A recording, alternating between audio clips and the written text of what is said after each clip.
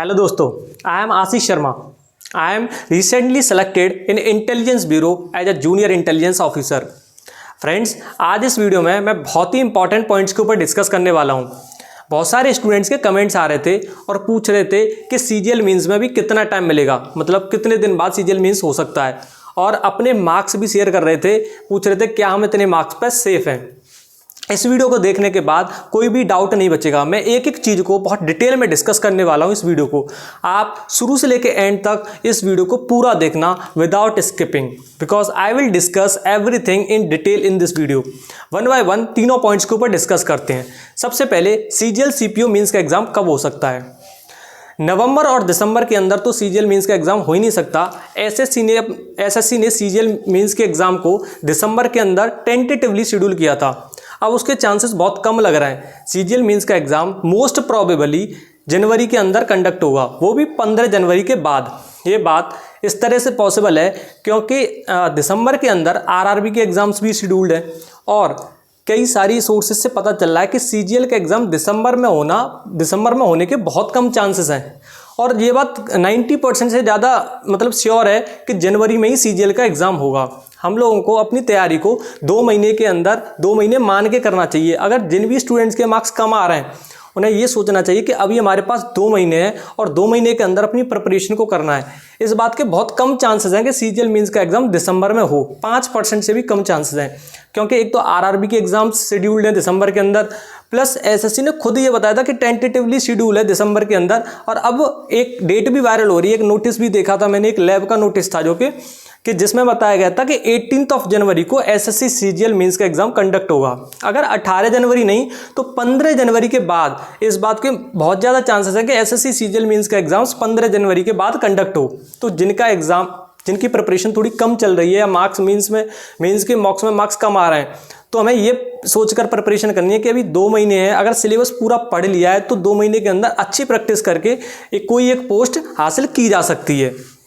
अब बात करते हैं जिनके मार्क्स कम आ रहे हैं। बहुत सारे स्टूडेंट्स कमेंट्स में पूछ रहे थे कि हमारे मार्क्स 120, 125, 115 ऐसे आ रहे हैं, क्या हमें टीयर 2 की प्रिपरेशन करनी चाहिए या फिर नहीं करनी चाहिए। मैं इस वीडियो में बताता हूं कि ऐसे कट ऑफ कोई नहीं बता सकता, कोई भी नहीं बता सकता एग्जैक्ट कट ऑफ। हालांकि शुभम जैन सर एक आइडिया दे देते हैं जिससे ये पता चल जाता है कि इतने मार्क्स पर हमें प्रिपरेशन करनी चाहिए या नहीं करनी चाहिए। लेकिन अगर उन्होंने भी एक रफ आइडिया दिया है इस बार कि जिससे पता चल रहा है कि इतने नंबर प्लस वाले बच्चों को प्रिपरेशन करनी चाहिए। अगर वैकेंसीज ऊपर नीचे हो गई इस बार, जिनके मार्क्स कम आ रहे हैं, अगर वैकेंसीज थोड़ी बढ़ गई, अभी 70,700 कुछ वैकेंसीज रिपोर्टेड हैं, तो ये बात तो कन्फर्म है वैकेंसीज बढ़ेंगी। कुछ डिपार्टमेंट से पता भी चला आईटीआई के थ्रू कि कुछ वैकेंसीज थोड़ी बढ़ी हैं। तो अगर वैकेंसीज बढ़ गई और नंबर ऑफ स्टूडेंट्स ज़्यादा क्वालिफाई कर दिए टीयर 2 के लिए, तो ये बात 100% श्योर है कि जो कट ऑफ है वो कम जाएगी।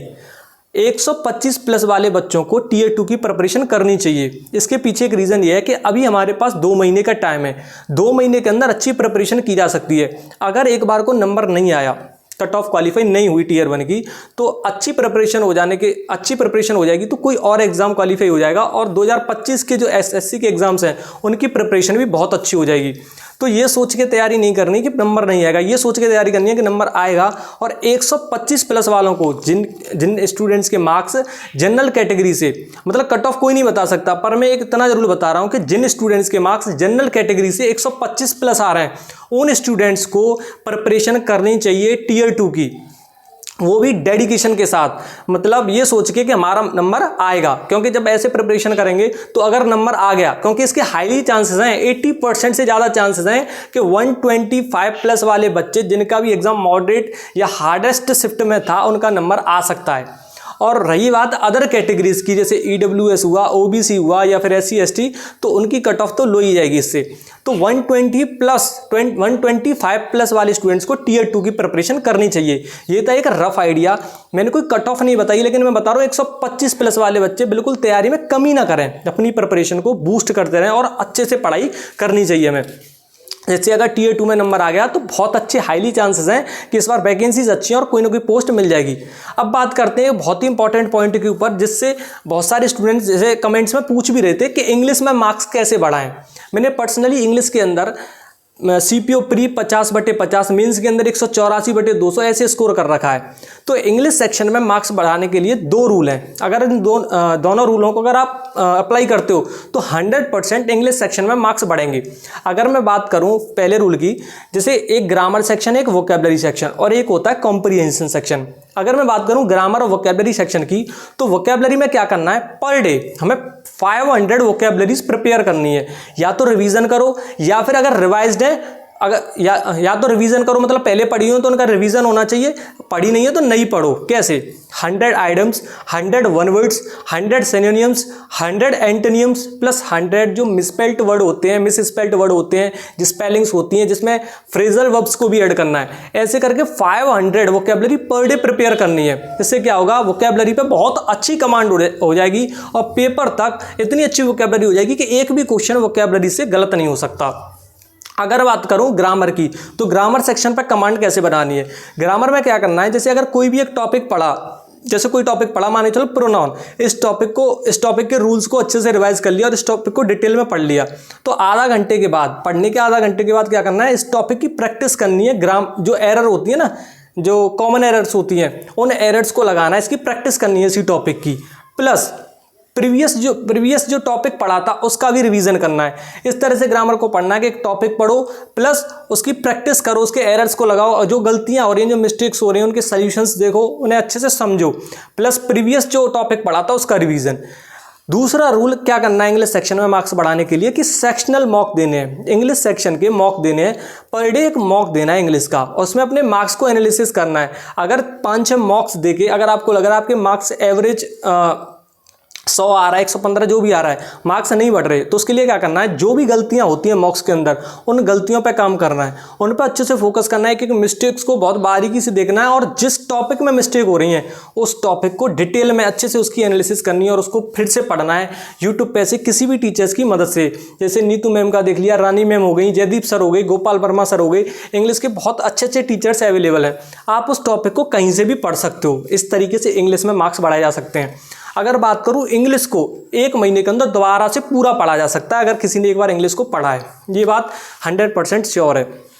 अगर आप इस तरह से इंग्लिश को पढ़ते हो तो 100% मार्क्स बढ़ेंगे। मैंने कल एक मॉक दिया था सीजीएल मेंस का, इंग्लिश सेक्शन का सेक्शनल मॉक, मेरा स्कोर उसमें आया था 126 नंबर 135 में से, जबकि अभी मेरी प्रिपरेशन इंग्लिश की बिल्कुल नल चल रही है, बिल्कुल भी प्रिपरेशन नहीं है, रिवीजन बिल्कुल लो चल रहा है, तब भी 126 मार्क्स आ गए थे। इंग्लिश सेक्शन एक ऐसा विषय है जिसको अगर एक बार पढ़ लिया जाए तो बस रिवीजन की ज़रूरत पड़ती है, बाद बाकी काम हो जाता है। एक बार अच्छे से पढ़ना होता है इंग्लिश सेक्शन को। तो ये मैंने तीनों पॉइंट्स के ऊपर एक एक चीज़ को डिटेल में आपको बताया कि मेंस का एग्जाम, सीजीएल मेंस का एग्जाम, एक बार फिर से बताता हूँ, सीजीएल मेंस का एग्जाम 15 जनवरी के बाद होगा। इसकी कोई ऑफिशियल प्रूफ तो नहीं है, लेकिन इसके हाईली चांसेस हैं, तो मुझे लग रहा था आपको बता दिया जाए। उसी हिसाब से आप अपनी प्रिपरेशन को स्टेटटाइज कर सकते हो। तो अगर हमें ये इतना पता होगा, हमारे पास इतना टाइम है, तो एक मोटिवेशन मिलता है अंदर से और उस हिसाब से प्रिपरेशन को करने में मज़ा भी आता है। तो 2 महीने मान के चलना है and we have to prepare ourselves within 2 months. ऐसे समझ के चलना है, हमारे पास 2 महीने और 2 महीने अपनी प्रिपरेशन को बढ़ाना है। तो सीजीएल मेंस का एग्जाम 15 जनवरी के बाद ही कंडक्ट होगा। बात करें कितने मार्क्स प्लस वाले बच्चे अपनी तैयारी को करें मेंस के लिए, जिनके मार्क्स यूआर कैटेगरी से 125 प्लस आ रहे हैं रॉ स्कोर, उन्हें अपनी प्रिपरेशन करनी चाहिए मेंस के लिए। 100% 80% से अब चांसेस है उनका नंबर आएगा। अगर एक बार को नंबर नहीं आया तो आने वाले एग्जाम्स में उनका नंबर आएगा ही, कोई ना कोई एग्जाम क्रैक हो जाएगा, इससे प्रिपरेशन हमारी अच्छी हो जाएगी। तो क्योंकि हो सकता है कट ऑफ लो चले जाए, क्योंकि वैकेंसीज बढ़ गई हैं, नंबर ऑफ स्टूडेंट ज़्यादा क्वालिफाई कर दे, तो इससे एडवांटेज ही है, कोई डिसएडवांटेज नहीं होने वाला। तीसरा मैंने डिस्कस की था इंग्लिश की स्ट्रेटजी के ऊपर, जिसमें मैंने दोनों रूलों को बताया किस तरह से इंग्लिश में आप अपने मार्क्स को बढ़ा सकते हो। ये थी वीडियो। आपको इसमें एक काम और करना है कमेंट्स में, कि आपको अपने टियर 1 के मार्क्स को मेरे को डिस्कस करना है कि आपके सीजीएल प्री में कितने रॉ स्कोर बैठ रहा है। मैं उससे भी थोड़ा आकलन करूंगा कि क्या हो सकता है। और चैनल को सब्सक्राइब करें, प्लस एक कमेंट डेली करके जाया करें, जिससे एक मोटिवेशन मिलता है। और आपको किस टॉपिक से रिलेटेड वीडियो चाहिए, क्योंकि मैंने बहुत सारे एग्जाम्स को क्लियर कर रखा है, जैसे एनडीए हो गया, सीडीएस हो गया, एफकेट हो गया, सीपीओ प्री प्लस मेंस हो गया, और भी बहुत सारे एग्जाम्स हैं, जैसे एयरफोर्स का एग्जाम हो गया, बीएसएफ आरओ का एग्जाम हो गया। इससे बहुत सारे एग्जाम्स को मैंने क्लियर कर रखा है। तो आपको किसी भी एग्जाम से रिलेटेड कोई भी स्ट्रेटजी चाहिए या कोई भी चीज़ के ऊपर डिस्कस करना है, मतलब कुछ भी चीज़ पूछनी है, तो आप कमेंट सेक्शन में कमेंट सेक्शन में बताएं। और मेरे एक टेलीग्राम चैनल है आशीष शर्मा क्लासेस नाम से, जिसका लिंक मैं इस चैनल के डिस्क्रिप्शन में भी आपको दे दूंगा, उसे ज्वाइन कर लें। क्योंकि कोई भी क्वेरी हो और मैं उस चैनल पे पर डे वोकैबलरी डालता हूं, जिससे वो वोकैबलरी जो सीपीयू मेंस के लिए और सीजीएल मेंस के लिए बहुत ही इंपॉर्टेंट है। तो उस टेलीग्राम को ज्वाइन कर लें, जिससे आपको बहुत ही हेल्प मिलेगी। Thank you everyone.